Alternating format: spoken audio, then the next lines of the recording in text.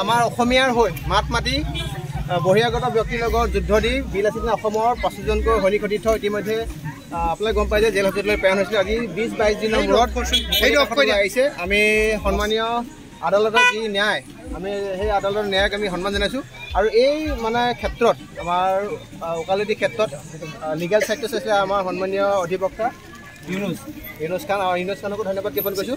আৰু আমাৰ তৰফৰ পৰা প্ৰত্যেকজনকে লগতে আপোনাৰ এডভকেটজনকে ধৰি এখন এখন গামোচা পিন্ধাব আমাৰ পাউল বাইদেউ পিন্ধাব আপোনাৰ সভাপতিক হাত চাপৰি দিয়ক। আমাৰ মুখ্য সাংগঠনিক সচিব আছে বিক্ৰম কোচত পিন্ধাব এখন গামোচা।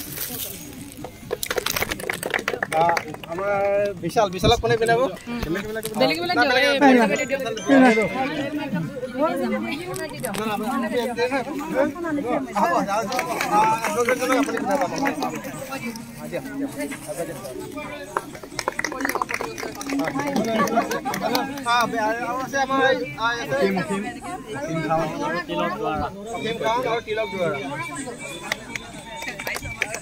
আৰু আছে এই তিলক তিলকৰ গা বেয়া আকৌ তমক আকৌ পিন্ধাব বিচাৰিছে।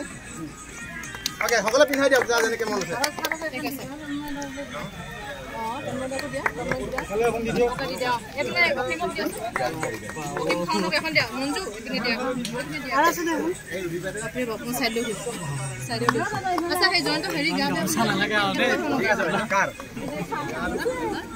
গম পোৱা নাই নহয় মই ওলোৱা নাই নেকি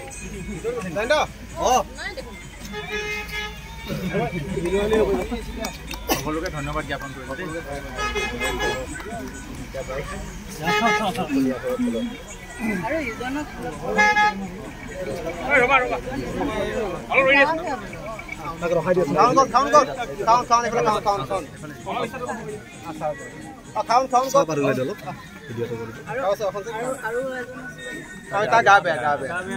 গ'ল নেকি?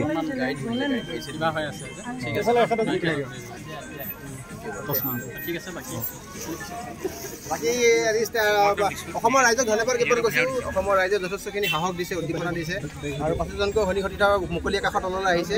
জাতিৰ কাৰণে যিখন সংগ্ৰাম, সেই সংগ্ৰামখন অবিৰত থাকিব, জাতিৰ যুদ্ধখন অবিৰত থাকিব। অসমত প্ৰত্যেকজন খিলঞ্জীয়া অসমীয়াই থলুৱা ব্যক্তিয়ে মূৰ দাঙি সা সন্মানে জীয়াই থাকিব লাগিব। আহি থকা দিনত খুব বদ্ধ পৰিপক্ক হৈ জাতীয় জীৱনৰ কাৰণে বিলাসিতা অসমে কাম কৰিব। ধন্যবাদ। জয় বাইকটো লৈ লোৱা, আগত এখন মুকলি